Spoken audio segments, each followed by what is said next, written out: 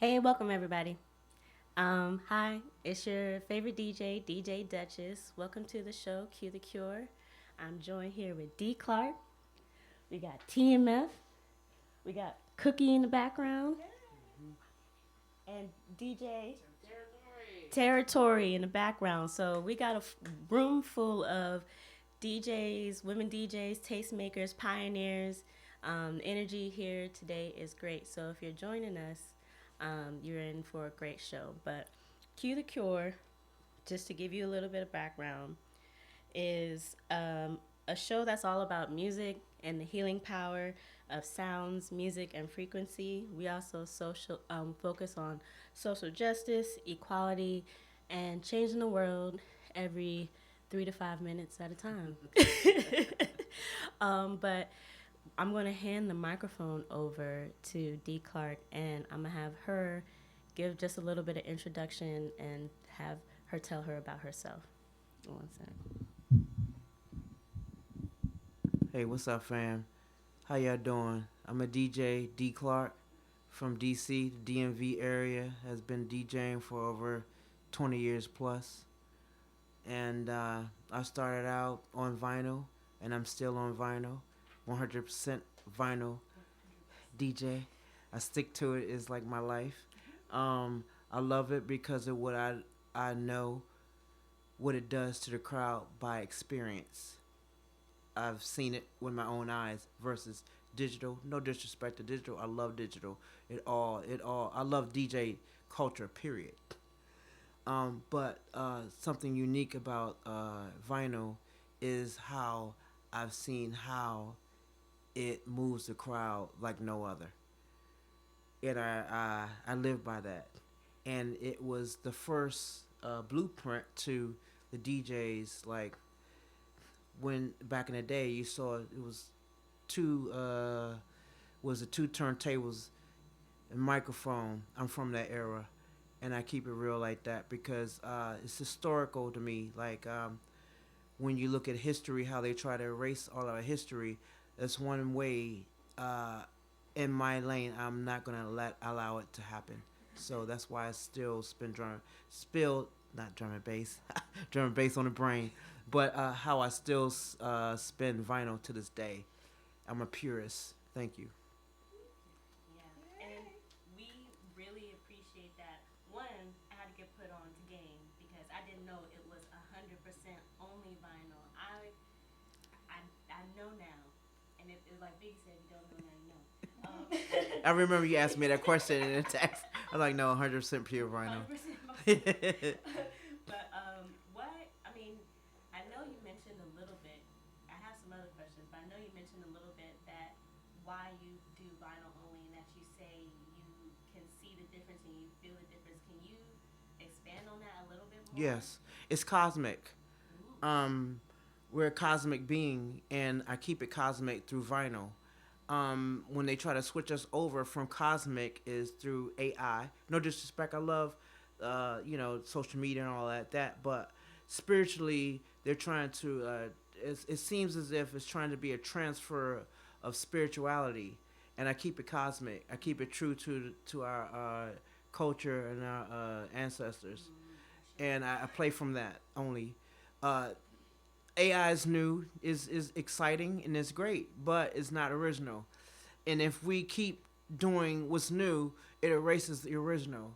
Like I did a rewind in my mind one day, and I said, if we keep doing on to what's new and what's today, it's gonna erase the two turntables and the microphone DJs that started it for everybody. Yeah. And I'm in that group. I'm in that lane, and I'm gonna keep it. I'm in between both.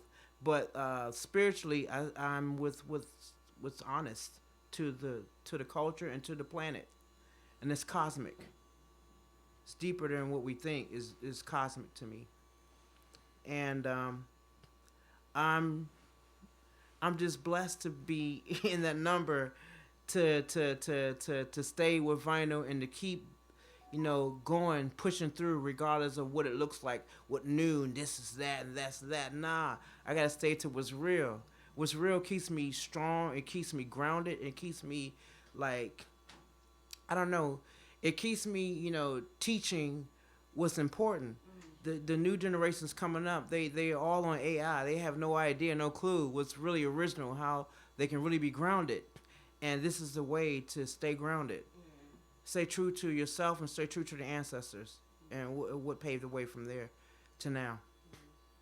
I mean, that's very deep, and it's clear that it took a journey for you spiritually, mentally, and emotionally to get to that realization. And then also a little bit earlier before we got on camera, you were talking about your event last night, how you was teaching. Oh my God. Teaching the masses. Tell me Yeah. what lessons did they get? Last night was the most awesome experience I've ever had, I think, in my whole career, because it taught me who I am and really my strength level and the cojones, the balls I got. It really taught me last night because I had no idea I was going to be in this situation. Okay, last night at Transmission's great venue. They had Go-Go starting out. And then they had, DJ Techniques was one of my favorite DJs. And then they had me spinning drum and bass. I'm like, okay, drum and bass, the bomb, the bomb diggity. But is this the crowd? This is not a drum and bass crowd. So what I did with that, I took it and I made it a learning experience for them. When they was dancing, everybody was cheering, chanting at first, and then when I got on the drum and bass, it's totally different.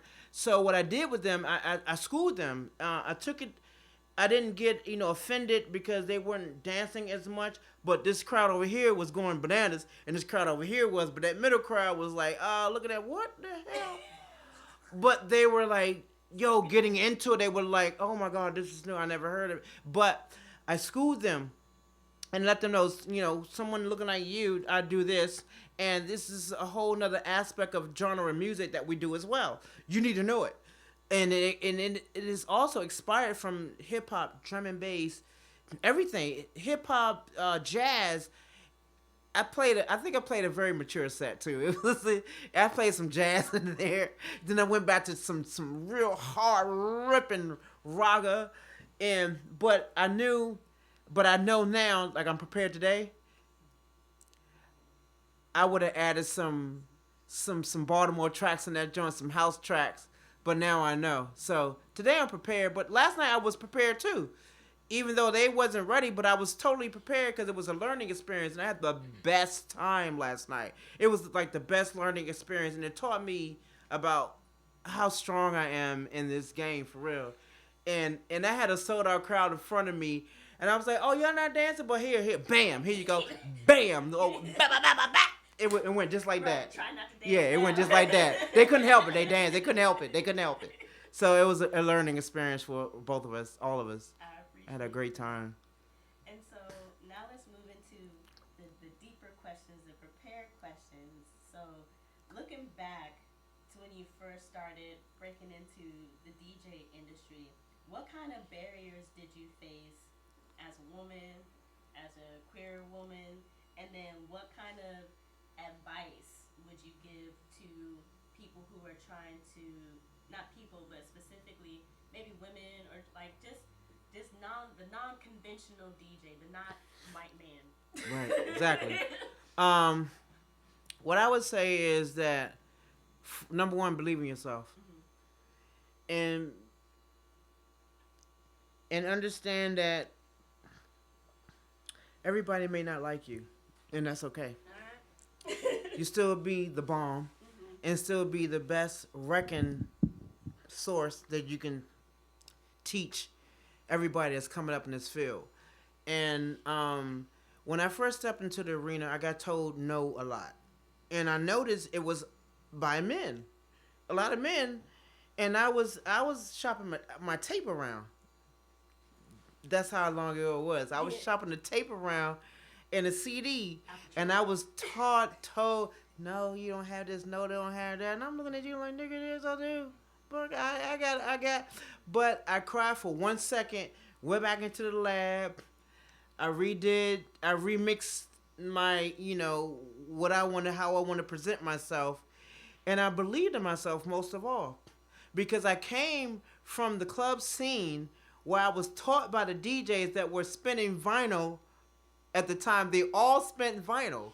So understand, at the time when I came up in the club scene, you can go out to the club, 5 or 6 clubs a night, and everybody spent vinyl. So you got schooled. You got the train wrecks, the train tracks, all that, but you heard the perfection of the DJ, how he put it right back on track in 2 seconds, and that's me. So if I do a train track, it's gonna be back up. You're gonna hear it 1 second, the next second, bam, back on. So I learned from those DJs, and I learned what authenticity was. I learned what cosmic was. I learned it through the needle touching the grooves and the grooves. That's a different energy than a duplicated energy that is CDJs or AI digital mixing now. That's a whole. It's not really tapping your soul intensely like vinyl can, because vinyl is original, so it gets into that original groove of you versus AI. It's a duplicated sound of a horn, it's a duplicated sound of a drum. When you're doing vinyl groove you can see the room change. You can see how people it's like a cat with catnip. You can see it unfold. Like as soon as you put that needle, the first, I don't care what it is, you can see it. And it's like I stayed with that, and so that kept me going. Like, I started out from, my favorite artists when I was growing up. I was a music collector, a vinyl collector ever since the age of 8. My favorite groups, Earth, Wind, and Fire. Favorite group. After that, Donna Summer.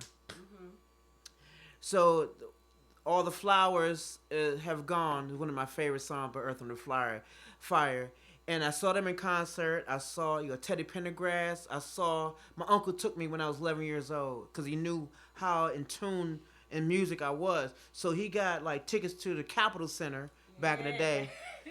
It was the Capitol Center. And then MCI Center. Yeah, that was way later. But we went to the Capitol Center. Yeah. That's when you saw the OJs, Teddy Pendergrass, Stephanie Mills, all in one night. All one night. Yeah. So I was 11 years old, and I saw Earth, Wind, and Fire, like the OJs, and my soul was rocked. And then on the other internet, at 12, I was also into punk. I was also into rock. Yeah. So my other uncle took me to see Pat Benatar. At 12, I saw Saga and Pat Benatar. Pat Benatar was one of my favorite powerful women groups from that time.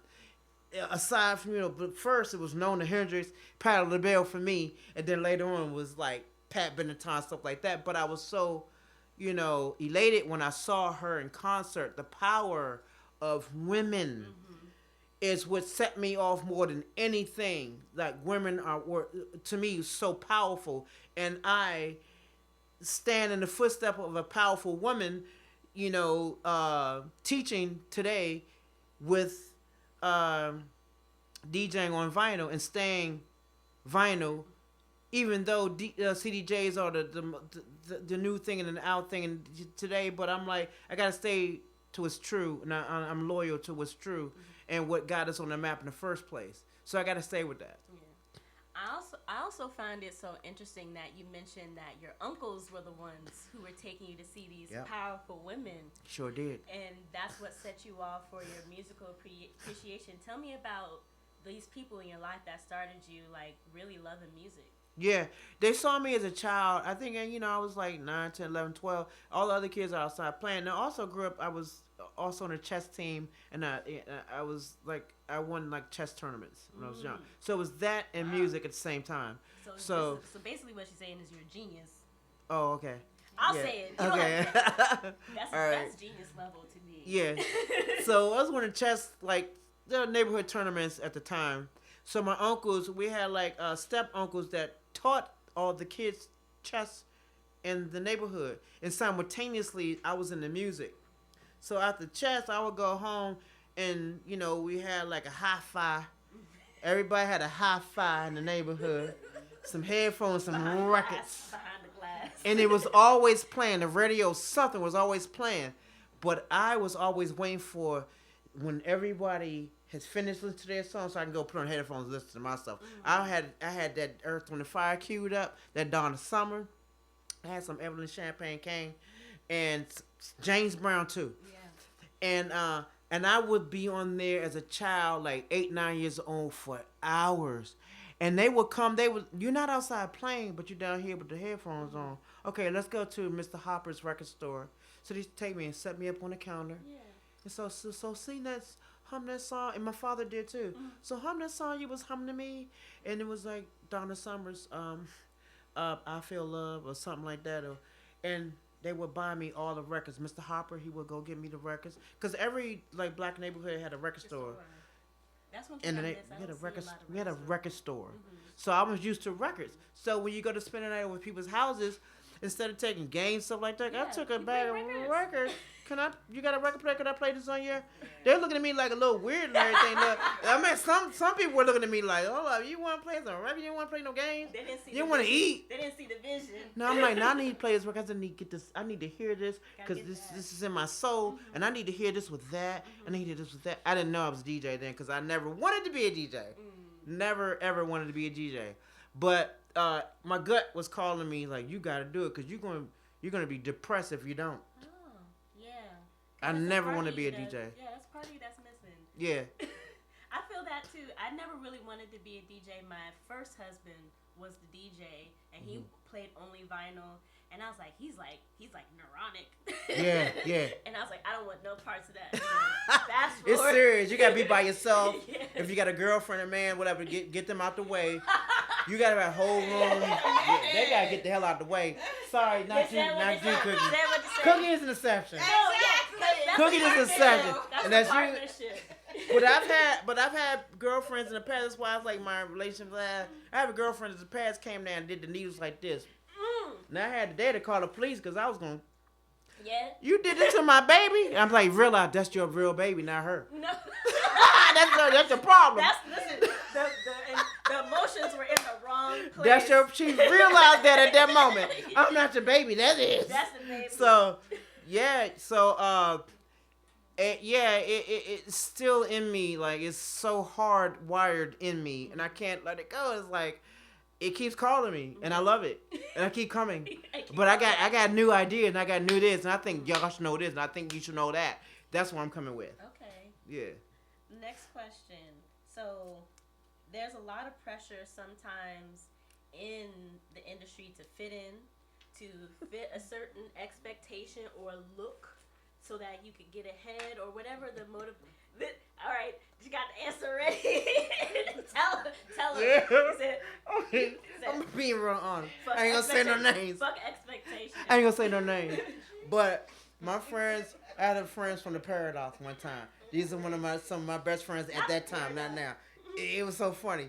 He kept telling me, yeah, but you gotta play the game, D. Cause I guess he saw me, cause I used to be his fan. And I learned how to DJ on my own. I taught myself. So he didn't understand that I was coming up real quick. So he said, yeah, but you got to play the game. You got to wear a bra. You got to do this. And I'm looking at him like, nigga, I'm not wearing a bra for who? Am I selling my mixes or sex? Or am I selling my mixes or my titties? Right. Because I'm like, I ain't got none. In the first place, I ain't got none. So it's going to be music for me. I ain't got no titties. I ain't into that. But I'm gonna do this, and I'm gonna go with me. And this is one of my best friends. I looked up to him and the DJ so hard. I used to go all his, and I used to steal his tapes when he used to make the bomb tapes. And I'm like, damn, to think I used to look up to him, and he's telling me to sell out and to do this, and I'm like, well, who are you then? So I say, yeah. So I had to go. Oh, you are the it. So keep being it and keep going forward. Don't listen to that. You don't have to do that. And I've seen how women have come up in the DJ industry. They selling their boobs. They doing this. Nothing wrong with that. No, I don't think it's nothing wrong. I think it's sexy. Cause I like to see it. I ain't gonna lie. I like to look at it. But for me, that ain't me. That ain't me, kid. I'm giving you the raw. I came to handle some business, and y'all gonna get schooled. But I like to see that. Yeah, I like to see it. I want to see it. I ain't gonna lie. I ain't gonna lie. I'm gonna say the PG version. Just be who you are. Yeah, that's be no. That's most important, and that kept me grounded. Be who you are, D. I don't care how you looking. I don't care how crazy you looking at these people. I don't care. I don't care what the style is. But who are you? Know that. Stay grounded with that. Yeah. Who are you? Because you can get lost in this real quick. Real quick. Yeah. Talk about that. The fame and all of it, and everybody like you and everybody pulling you, you could still get lost. After those, everybody's liking me, 1,000 people cheering. I come home like go in the backyard, put my feet to the ground, and I meditate and pray and hang out with my dog and eat vegetables. Ain't nothing wrong with it. And drink my drinks occasionally. I feel like most of the DJs who I meet, they have that extreme chill regimen. You gotta have it. Because of what you do. Because, like, you're in the club 6 o'clock in the morning, boo, boo, boo, boo. So you have to go to the far You other gotta side. go to re-up. How are you gonna re-up if this is your life? You can't re-up. So I realized my life have to be quiet. Like, really quiet. Like, and it's telling my age as well. I'm not gonna tell my age, but I'm telling my age. Like, back in the day, I could do the boom, boom, boom. To 3, 4, 5 in the morning, go over here and play party over there, and go back over there and play over there that night. That's about 2, 3 days has gone by, and you gotta go to work. Yeah. I forgot. Yeah. I had a job. I forgot I had a job. I gotta go to school. I forgot I had a job. Several times I forgot I had a job, and then sometimes at the time I was working at the airport. Yeah. I had got a hold of DJing and DJing so hard. I lived in Woodley Park, across the street from the zoo at this time. I was tapped out so hard into the galaxy, into the world of DJing, and I had found myself, and it was like, I say about 8 hours after I've been playing, all the letters I found under my door. Can you please turn it down? Can you please turn it down? God, you're not at the concert, you're in an apartment building. So. It's endless. Like, it keeps me live. It keeps me young. It keeps me happy. It keeps me like excited about waking up the next day. DJing like is really my life.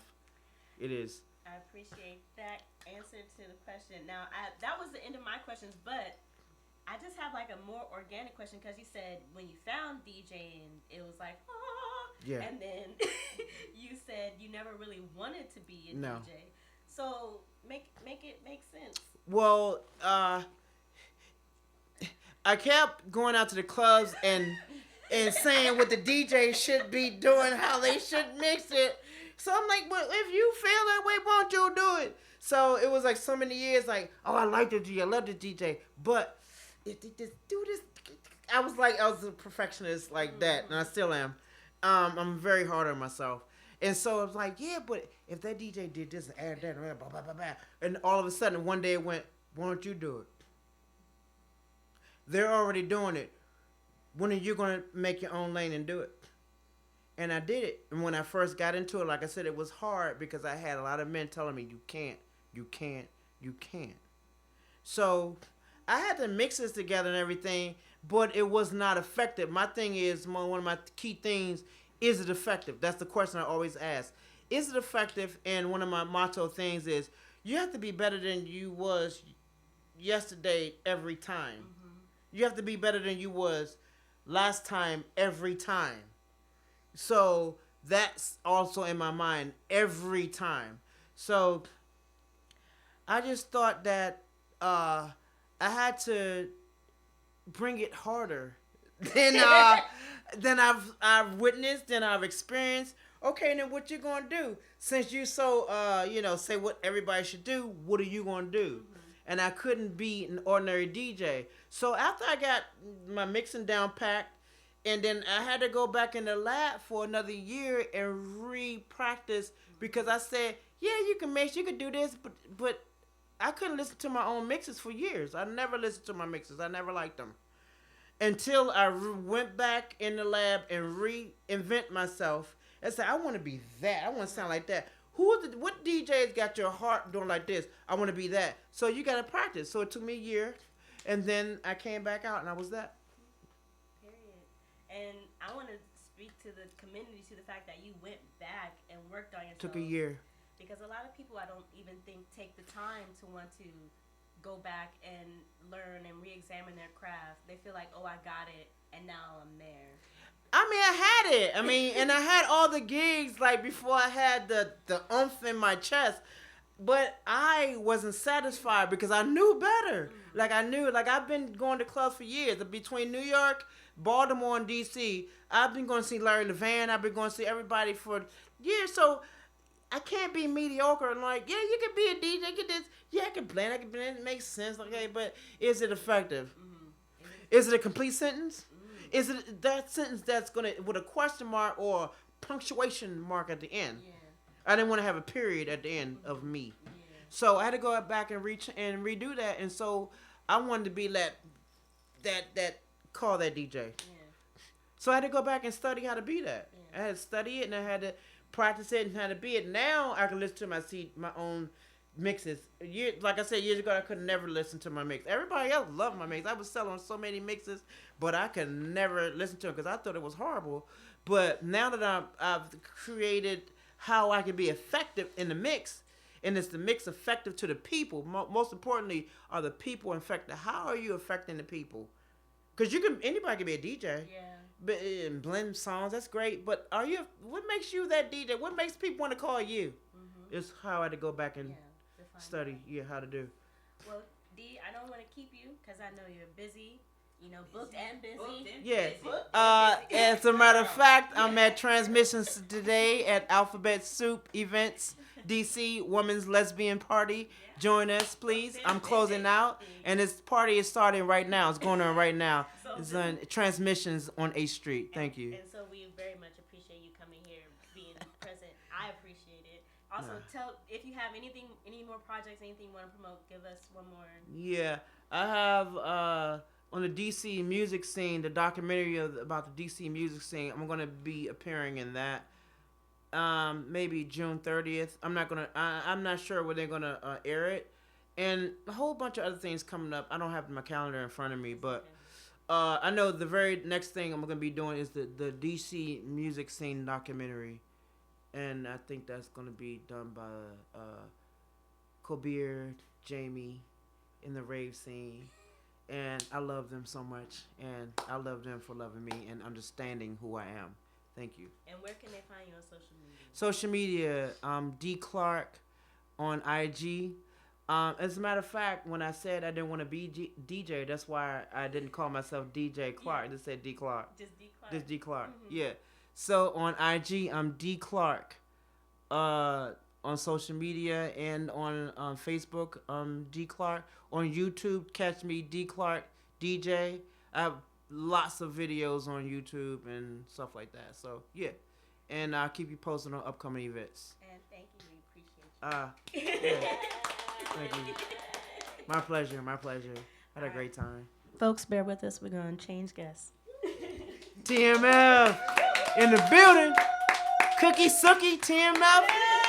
DJ Territory in the building. My baby. My baby. I know it. Hell yeah. Let's set it off, boo boo. Now we gotta do something together. Shout out to Dee Clark. Yeah, so we family, so. You can. Yeah, Cookie, you gotta go up there. Yeah, we do like off each other. Hold on, Sean, so what time is it? You need to do anything? You have a mic? Your own mic? No. Well, I'm just letting You you want to have your phone turned towards you? Recording on your end? No, it's not recording. Woo! Oh, Lord, I don't like to be seen, but I'm gonna try it today. I'm hashtag no pictures. No, Wait a minute, we need to switch sides. 'Cause I don't want to look bigger than TMF. Like, that's impossible. We're gonna put the mic a little closer to her. Also, I have these. They're orange. I didn't know they came in rainbow. Yes. I told you I love sneakers. Yeah, TMF. Her story in the building. Hey! Her story in the building. Don't make me blush. Oh my goodness. Okay. This Hi, is gonna Mom. be my boogie. All right, so I'm gonna be right here because I'm sorry. We gotta do what we can. But just to ask the first couple to have you guys do your intros first, tell me your names, where you from, we from? Hey, yo, where I'm from? And, Well, I want to make sure that it's about TMF because it's really about her. You too, Cookie. no, it's about the Yeah. You too, Cookie. Y'all are My support system over here. Go ahead, babe. How you doing, everybody? My name is DJ TMF, the music fanatic. TMF is also my initials to my real name, TMF. So. And I was going to ask what those were, but I saw from the interview that you don't want to put your government out there. So I'm like, Oh yeah, TT. TT. I was born and raised in the Bronx, New York, Boogie Down Bronx, Fordham Road section. Shout out to 183rd and T-Bow Avenue. But that's where I started. That's where I started DJing. Oh my God. And my name is Cookie Sookie of TMF1 Productions. Hey, you know, I don't normally like to be on camera, but I'll do it for you, DJ Duchess. I am here to support DJ TMF. Thanks for having us. yeah. And we're here supporting each other, so that's the other thing. We're doing it together, and so there's no don't be nervous. We're all supporting one another. Sure. Okay. Same question for you, T. Looking back when you first broke into the DJ industry, your barriers. What were people telling you, and what did you do instead? Ooh. I'm trying to think back because I don't think I was ever told no. I wasn't really blocked that I know of. I've always trucked along, trucked along, whatever. I started in 1986. I was more of local DJ, neighborhood DJ. House parties, baby showers, bridal Block showers, parties. block parties. That's Number one. Yeah. What else? I did in between that. Well, as I was DJing, I was also a roadie, so I had to learn. I had to carry it. I had to throw my back out too. I had to get it in there, and I'm still suffering from that. So. So I mean, but that's kind of a good thing if you didn't get a lot of blockages and people trying to stand in your way, because one, that probably speaks to who you are as a person and the kind of connections that you built. So tell me, like, who were the people that you were surrounding yourself, maybe not specifically, but what kinds of people were you put in around you to kind of help propel you forward? Or did you find them, or did they find you? I think we found each other.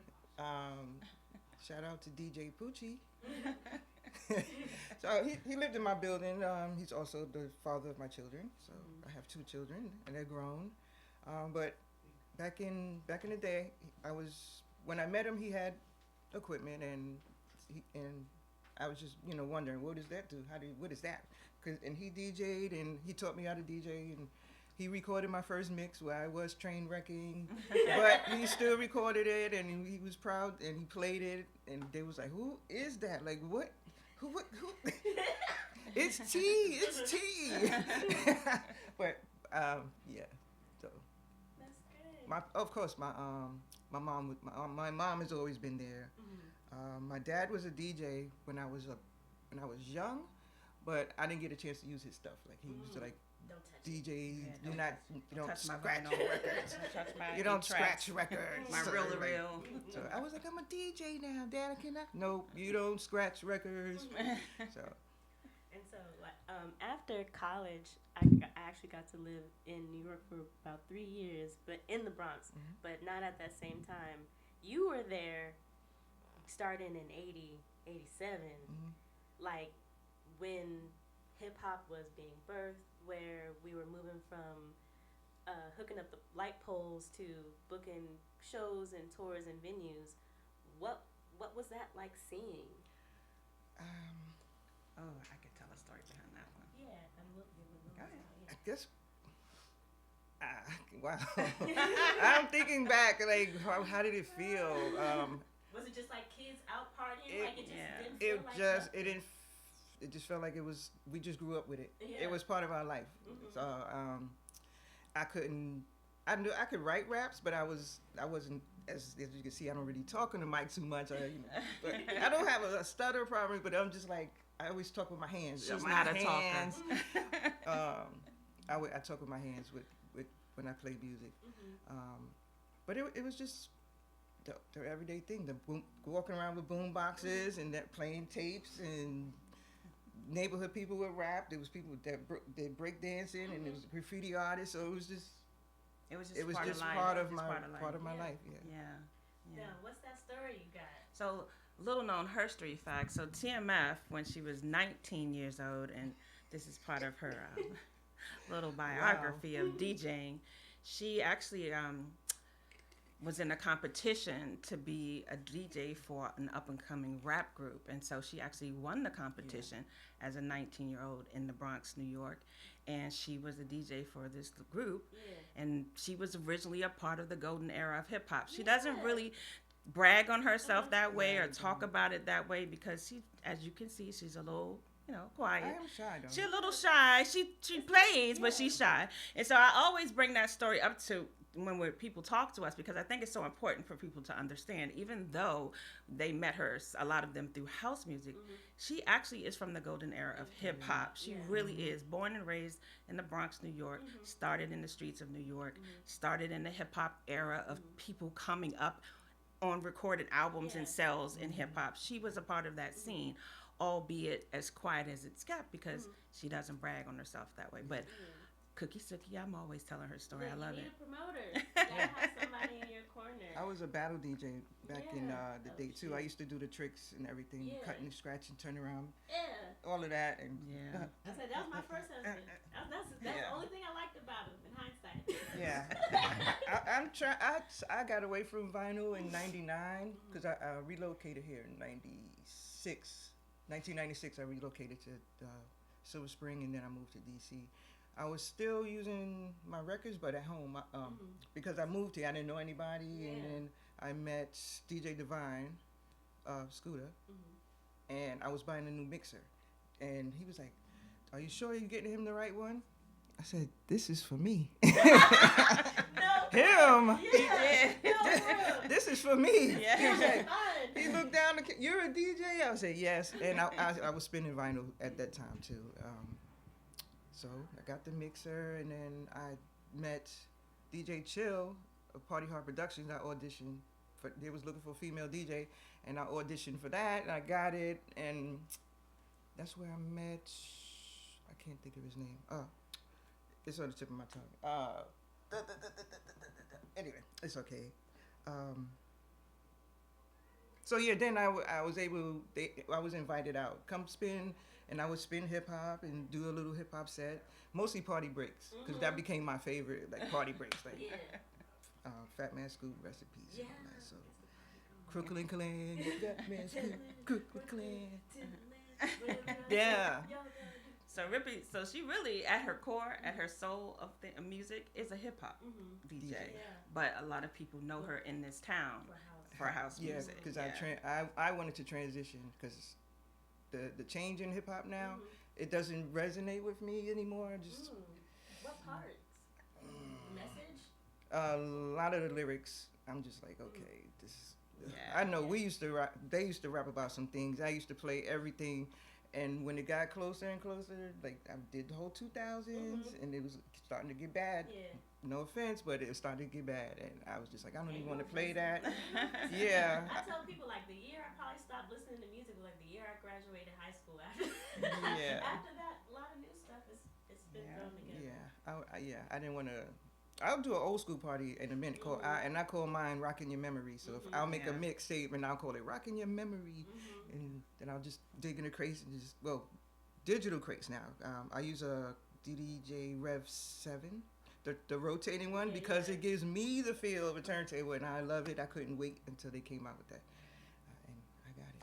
Did they ask you? Did you get the right one when you bought that one? No, she actually, Cookie. I was watching the videos because I had a smaller controller, and I learned how to use that in the bedroom. Then I was taking that out with me and still playing. I had a residency for 6 years at Bravo, Connecticut Avenue, using my controller. Right, and the meeting place. And in the meeting place. Oh, I don't want to go off. No, script. This is just the questions are just to kind of help you going. But if you have organic bands, yes, organic, because now you got me running. I can get out the scene. Once you start going down memory lane and they start flowing, then you Yeah. get more relaxed. So. Mhm. Yeah. But oh sugar, I was gonna say something and I lost it. Oh, are you getting him the right ones? I was looking at controllers on Amazon not too long ago, and it was like, if you order now, will arrive by Father's Day. I'm like, this ain't for my dad. This Well, for me. That's funny. This is for me. This for me. Yeah. All right, and so we talked about a little bit about the relationships and the people that were around you at the time. Was there ever a time? Well, you kind of answered that question. Not a lot of people weren't welcoming to you, but okay, when you first moved here from Silver Spring, what was that transition like? Because I remember what it was like moving from Maryland to New York, and how much that was a culture change. Leaving New York City and coming out here, and I never moved lived anywhere else. Wow, it was like slow. To me, Slow is the operative to word. me, Slow. I had way too much room on the sidewalk. Trees. No, Grass. the sidewalk is clean. Yeah. What's that sound? Birds. Birds. Why all these Negro squirrels running around? Black squirrels. Oh, that is quite. I think love about New it, York. it's kinda I a huge love transition. New York. I do love New York. I can't get rid of the hat. I'm known for wearing The the Yankee fitted, hat, the yeah. Yankee fitted all day. So if you see me without it, you're really privileged. I'm looking for photos. Find a photo of TMF without a hat. it's like the LL Cool J Here we go. moment. Yeah. Here we go. This is when I turn to Super TT. Yeah. When you know I'm Yeah. ready to DJ and it's Right, gonna when be the good. hat goes when back. it's backwards, out of the way, you know that. That's so funny. Okay, so what about any expectations? Did you have any people telling you like this is what you need to be, or not even people, maybe within Wow. yourself? Did you have any thoughts of like, I need to be more like this, or I need to be more like that? And then how did you find you, and are you still looking for it? Okay, what happened with me since coming up, DJs were always in the booth, in the back, and it was all about the music. Just play the music. Yeah, in New York, I'm just real quick. When I was coming up in New York, I didn't really frequent the clubs. Like I said, I had my daughter, so I wasn't in the club. So I would just do the things. We had a babysitter, stay with grandma, and me and her dad would go do the parties, and we'll take turns, do sets, 15-minute sets each, back to back till the party's over. But I lost my train of thought. What's the question again? Oh, back DJing in a DJ booth. So once I got the residency at Bravo Bravo, they had a DJ booth in the window. And then one day they came out and said, hey, we want you to come out on the stage. And I was like, on the stage? What? Because What am I gonna do? yeah, what am Like, I? oh, What? here. Yeah. Like now I have to perform Yeah. because that's what started to happen. Is Yeah. every DJ's out front and they doing Doing- all of this. Yeah. And I'm just like, oh my God, I was terrified. She was. But I did it. I came out there and did it, and I got more comfortable with how I move, like more confidence in like Yeah, your signature. just like bopping and like then now it's natural, like hands in the air, smiling, like paying eye contact with. So yeah. Yeah. Do you still feel like those skills of DJing are important? Because I feel like now when I see DJ sets, it's somebody just looking down like this, or bobbing their head in the crowd. Maybe they're not necessarily toasting. Everybody put your hands in the air, or they're not, making eye contact with people. Do you still feel like those skills are just as important? They are, because there are times when I get the energy off the people. I play for you all, and then that's why I switched to house music, because it's more soulful and gets in your spirit. And I liked the reaction that the people have to the music, how they go off and Another world. twirl and sweat and all of that. So it made me want to do the homework to be fluent in house music full time, mostly full time. So yeah. Okay. Toast, getting on the mic, all of that. Oh God, I can't have a story about that. Yeah, I'm starting to get better at it, but it's in the moment. I don't be on the mic all the time and then talking over the music. I'll just let Cookie do it. Cookie has become my hype girl. I don't know how that happened, but It happened because we became TMF1 Productions. that's true. So That's then true. now, Yeah, now I will say this. So TMF, like, as you can see, she's very shy. It takes her a little moment to get it. It's because she doesn't like to be on Front Street, and that's how she has always been as a DJ. She believes that she's playing for you. It's not about her. So when she plays, what you feel from her comes through her hands, comes through the music, and so it was never a need for her to kind of be on the mic. So I remember the first time when we were at Bravo, and T actually got on the mic, and her mother happened to be at the venue that day, and she went, my boogie. my boogie, and she My literally went, T's on the mic. She almost like gasped, like who handed her the mic? How did that happen? Mama knows. Yes, and I was like, Don't take. we just made it happen today for some reason. But I think what it was is because T really doesn't feel like there's a need for her to do all of that because it's about the music. So if she's there to play the music, it's okay to, to hype the crowd up from time to time when it's necessary. But she didn't feel like the constant on the mic, blah, blah, blah, blah, blah, blah, blah, blah, even though I tend to do it. And she goes, get off the mic. But it's a team effort. Like sometimes I'm just feeling it. If she's given all the energy from the music, then I'll start feeling it and think there needs to be something said, almost like a sermon. So it's like a play onto the music through the words that I say out to the crowd. And so that's what happens. It becomes the true sort of hip hop style of a DJ and an MC. Although I don't call myself an MC, I am just Cookie Sookie. And if I feel something in the moment, I'll just share it and then we'll go back to the music. And that's how we kind of play off of each other. But I can tell you, for you to get T to sit on today's show and talk, this is actually historical for us because T really doesn't like this type of experience. I played this day over in my head ever since she asked. Yeah, she was It like, was just what? replaying. Right. Like, What am I going to say? I was like, just answer her questions. No, like, whatever. If it makes you feel any better, it was the same on my end, just vice versa. Like, they're going to eat me alive. They No, gonna you're tell me doing all- extremely Right? I was like, what What do am I I gonna say? Yeah. That's why now I'm just like, now I try not to even let myself get into my own head Yeah. because the brain is a powerful thing and it will create 1,000,001 scenarios to tell you why you shouldn't do a thing, but it's just seeking comfort. Yeah. And You're doing extremely well. Yeah. I love the way you Shout out prepared DJ for this Duchess. interview. I love the way you communicated, and I think I've shared that with you. That whatever you're building here and what you do in the future, I'm sure you'll be extremely successful at it because you came with it as a professional. You didn't hodgepodge it. You said, this is what we're going to do. This is how we're going to do it. These are the types of things I would like to know. And can you share some things with me? Which was A1. That's how you do it because in order to kind of grow yourself with other women in the music scene, you have to be able to engage them in conversations that way. And you learn some things in our exchanges, right? That sometimes you got to ask some extra questions because you might miss something. But it's important to just really think about what do you want to know about other women in music, right?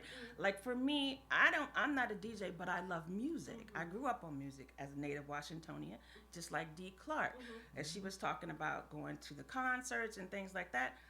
That's my history. That's what I remember about the childhood experience in DC and music. And so to partner with T in business and life, it was almost organically natural for us to merge together because I love music. And even if times she gets tired of playing it, I'm like, I retired like 3 times. yeah, she's worse than Jay-Z with the retirement of music. You know what? Yes. I'm like, come on, play the music. I'm Yes. excited now because this is my 40th summer. So. Yes, Yes. 40th summer. 40th summer? Yeah, 40th summer. 40th summer. Ooh, I'm only 21, so. Yeah, 21 plus. 40 summer. Right. not the age though, not the age. Yeah. But I'm happy to be here. Yes. Those 40 summers, that helps me segue into another question. Tell me, like, where did TMF1 production start? And then wow. the story of her story. Like how did that start, and then how did y'all find y'all groove working with each other? Oh wow. Like a manager, Who wants to start that? Wifager? A wife. Cookie got it. Cookie got it. Okay. I know it started off with I'll try to tell this. I'll try to keep it short and sweet. Yeah. All right. So essentially, Well, Tim- detailed. right. TMF1 Productions started originally as a offset to T's residency. So she had a residency, like she said, at Bravo DC on Connecticut Avenue. and the meeting place. And the meeting place, Well, which the was meeting place was coming up. right and we had around to the create corner. An event. They was like, you can create Right. an event. Right.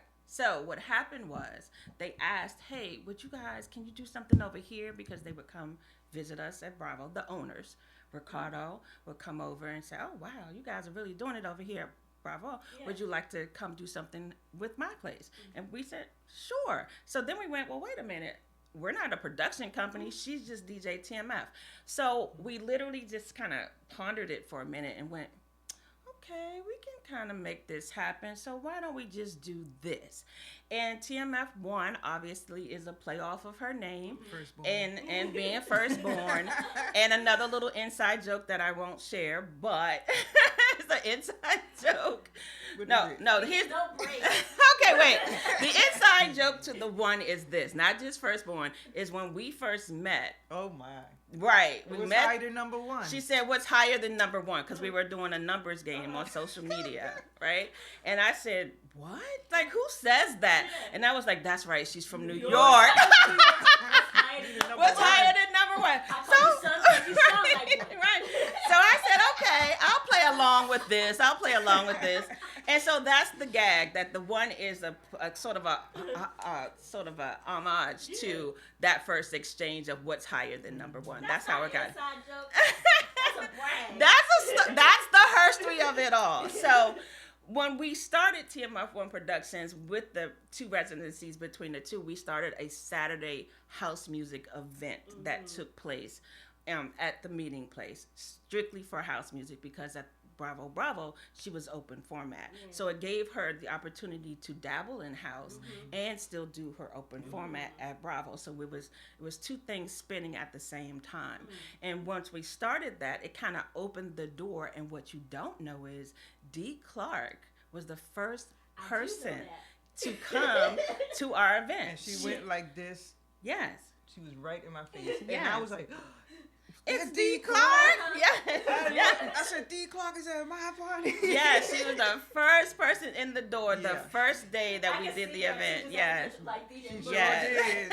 What you about to do? Yeah. Yes, she did. And T was like, okay, I It's got almost it. like, yo, Yes. you doing that right now? Yes. In a good way, like, Right. what? Yes, that was Where November have you been? 2016 when we started that. And so the reason we started the Herstory series is because we were celebrating her fourth year of the residency at Bravo, and I wanted to just celebrate her. And what happened was, when we were talking about it, I was like, well, why are we just celebrating you?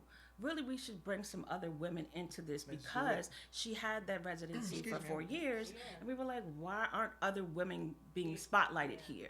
And so we literally sat down and said, okay, well, how can we make this happen? And we invited a 7-year-old, DJ A-Easy. Easy. Shout out. We invited Baltimore, Sunny T, and Mm-hmm. obviously the first woman who walked into the underground, which was our Saturday house party, was Dee Clark. So that's what started the Herstory series. So from February 2018, from that point we had 12 events, right? For 12, over 12. several years. Yeah, we And didn't get to we've- do 13. We didn't get to do 13 because of what happened with T's family and her brother, but we had at least 25 female DJs or so, something like 22 that. plus. Where they at? Yeah, they're all over.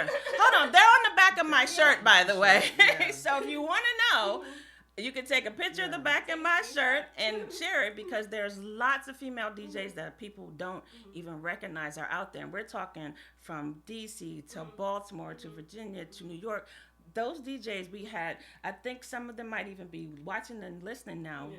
Ricky Rain and Yeah. Big Body, Yeah. House Cat, Rita House Burns. Cat, Family. Right. I mean, on and on and on. So it's not like this was originally just something about tea. It was always Celebrate. about celebrating. What can we do? What can that we haven't do? Seen? We see Right. probably seen it before, but there'll be mostly guys. Right. And like one woman maybe Right. opening Right. or on a And we stage refuse to do somewhere. that Yeah. because here's the thing: it's easy for T to play beside guys. She has no problem Yeah, I because came up with that's that. how she started. But the issue for us was, okay, well, what about the ladies? I didn't know any female DJs. She didn't know Personally, I didn't. any at all, except for when Dee Clark came in and introduced herself. And Oh, so, House Cat. and, Cat and came. House House Cat. came up to me, too, Yes, 'cause I'm House shy, Cat. And she's like, now whenever you come to a thing and you see somebody you know, say hi, speak. I was like, okay. I don't speak Yes. to them. No, but she's the same way. She's very shy. But I really pushed that agenda because I thought it was important. Because why have a space that was so elaborate at the time? Still is the biggest underground venue in DC for music of any kind, right? She was this is a true gay and lesbian fact. She was a female. Identified as lesbian without saying it. She just is. M, She period. just is. And she had a residency for 6 years While Obama at was Bravo in Bravo. office. Right. While Five- Obama was around the corner. He was down the street. Right. So that little bit of her story that people don't even know, like it was important for us to bring in other women so they can also say, hey, I was a part of her story. I was a part of Her Story Makes History. With the guys who came along with us and some who were watching the show today. Shout out to Paul Howard, Felipe Paul Haitian, Howard, Felipe Sal Haitian, Negro. Sal Negro, DJ Soul. Wow. Like, going down. Yeah. like we could go on and on. A-Plane. Oh, A-Plane. Micro Dad. Like we've had, so we've always, even though we originally opened the doors for the women to step in and say, hey ladies, we can do this whole thing by ourselves. We don't need anybody But to the help brothers us. supported us. The from brothers day one. supported us. And that's how it should be. And they still support us to this Today. day. So shout out to Paul Howard, Sal Negro, Micro Dad. Like we love you guys so much, along with all of the ladies who have walked with us. And I could talk for days, so I'm gonna slide back and let it get back to TMF because I can talk all day. No, we're here for her story so we can record and archive the history because I find myself in a similar situation where I get opportunities here and there, and I just try to share the spotlight or make a situation where another woman DJ can like have a spotlight, have a forefront. And when I said like where they at, I'm just like I am having trouble with finding a lot of the women DJs in the area because I have these shows and I have these opportunities and I want to give them, but I also want to make sure we're giving people proper respect, proper due financially, and then but I feel like I don't know if this translates into the DJ world, but for myself personally, like growing up in high school and in like college situations, there's always sometimes a feeling of competition between women. And so I don't know, is that something that you may have experienced? And do you find that it's easier to work together as a team or harder to work together as a team? That's a great question. I feel like it's been easy because when we create the next event, like who are we gonna get next? The Cookie would put a post out, and who do you think should be on the next Herstory Part 5? And then people would drop names, and it'll be like, listen to this mix, listen to her, and then we'll listen to it together. And I'm not looking for people to sound like me. I'm like, Absolutely not. somebody, I want to Bring hear it. what Right, somebody else bring play. it. We don't tell Right. you what to, we had the space. We don't tell you what to play. And we say, bring what you comfortable playing on. Right. We don't tell people what to play No on way. at all. This is interesting because that part is one of the biggest sort of things that stuck in our crotch in the beginning. Crawl. And my bad. So I'm just being honest. Both apply. You don't want I'm nothing being stuck in honest. either. We are women, and it stuck in my crotch. Wow. It really did. Okay, It wasn't well. nothing stuck nowhere. It really, because it didn't make sense to me. That was Because for funny. me, it was every DJ is an individual, right? And so many stories to tell. But in this case, the scenario is this: when you have women or anyone, male, female, however you identify, Anybody. DJ, period. you are your individual entity. You are not expected to be TMF, and TMF isn't expected to be DJ Duchess. So therefore, when we opened the forum for the Herstory series, it was all about just bring you. And whatever you want to feel comfortable doing, just do that. The spotlight for the time frame that you have is about you. It's not even about us. It's about you. So that's what it's always been about. And so one of the things that really kind of made T angry in this scene here was that people would say, well, we want you to play blah, blah, blah, and then, you know, play on this. And people would be like, why do I have to play on that? Yeah. Like, if that's not what I want to do. Because it's okay if you can, but don't tell me that's what I have to do. Yeah, I can just be Right, okay. I don't have to do I don't have to anything. do If you ask me to play, you can say, would you like to or can you? That's different. Not have to. It's more like how they ask. Right. Right, like what are you talking about? So we never did that. We always were like, hey ladies, do your thing. If you want to bring your own equipment, bring your own equipment. Do your thing. And don't try to sound like TMF, sound like you. And it was almost like unspoken because we never gave direction like, okay, we want you to play this song or this artist or this style of house. Like, that's not our place to tell you that. If you're a DJ, bring your talent. And if you outshine TMF on the scene, so be it. We'll be in the we'll be in out there.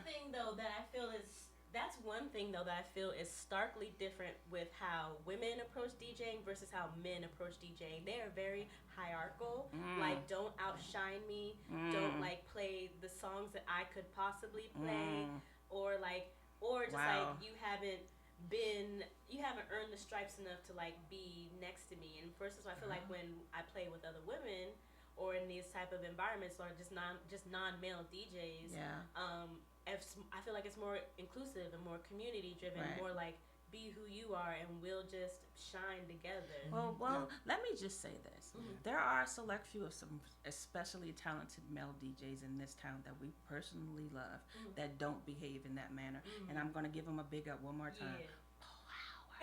Paul Howard is one of the creme de la creme when it comes to supporting women in music and curating events that highlight women without a competition between the women or the men. It's just about the music, and that's why he's organically become like our brother. He's really a brother to us, and he came into our world at Bravo Bravo during our house music scene time at that location, and we've been like glue ever since, like brothers and sisters. And so what you have to do is really find your tribe versus trying to be a part of a tribe that exists that doesn't allow for newbies. I put it that way, right? Find a tribe that's open to new experiences, to new sounds, and to new ideas, and just like you coming to us, right?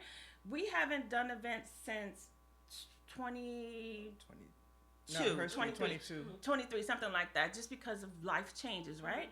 At the time that we stopped, you were just starting, as we discovered in the conversation, right? So see how that path crossed each other?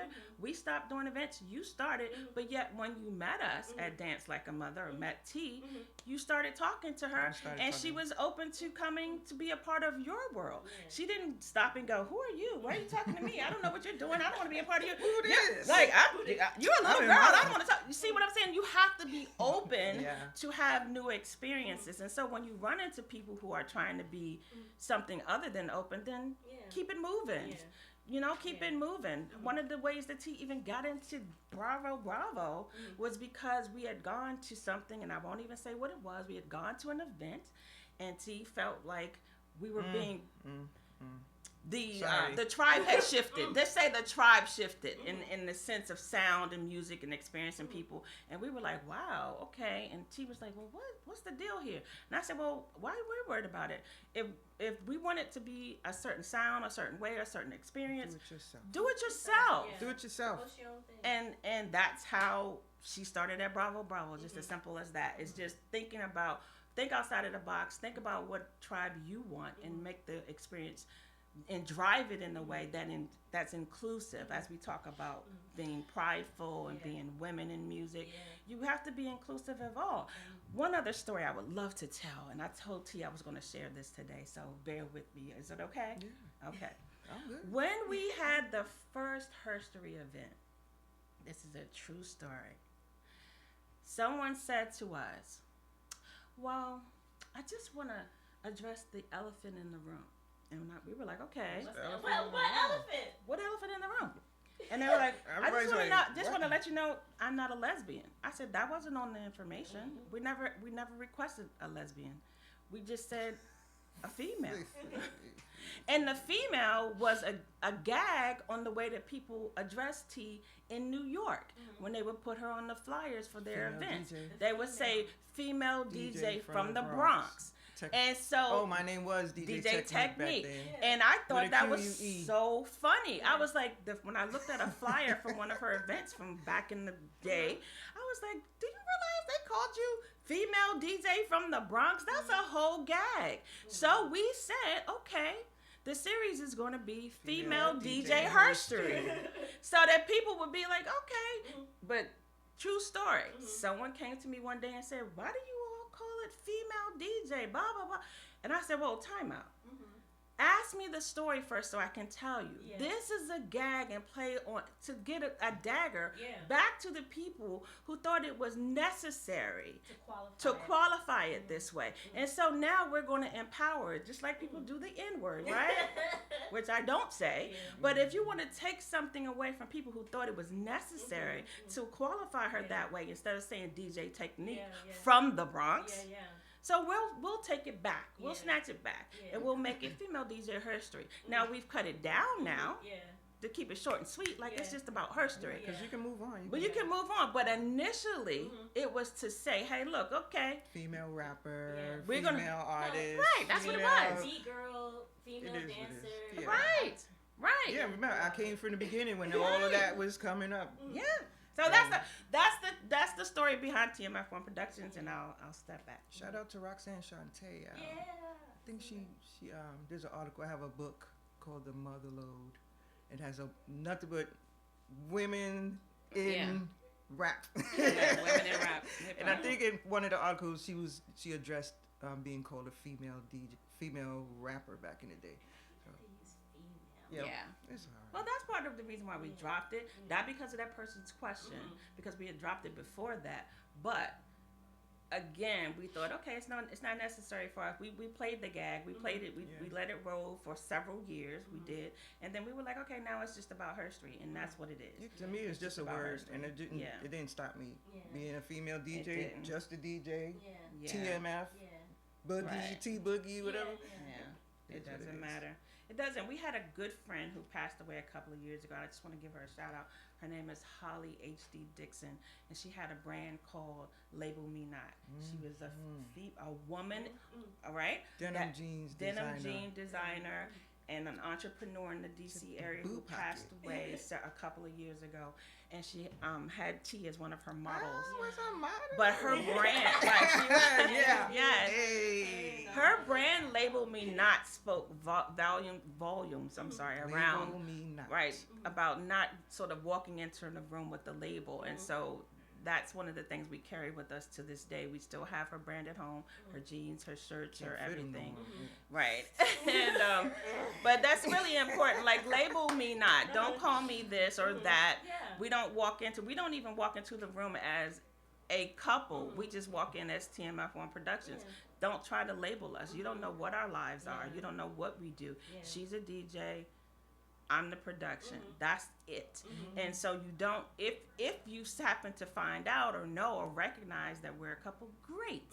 You can get to know us at that level. 15 years, y'all. But 15, right? Almost 16 years.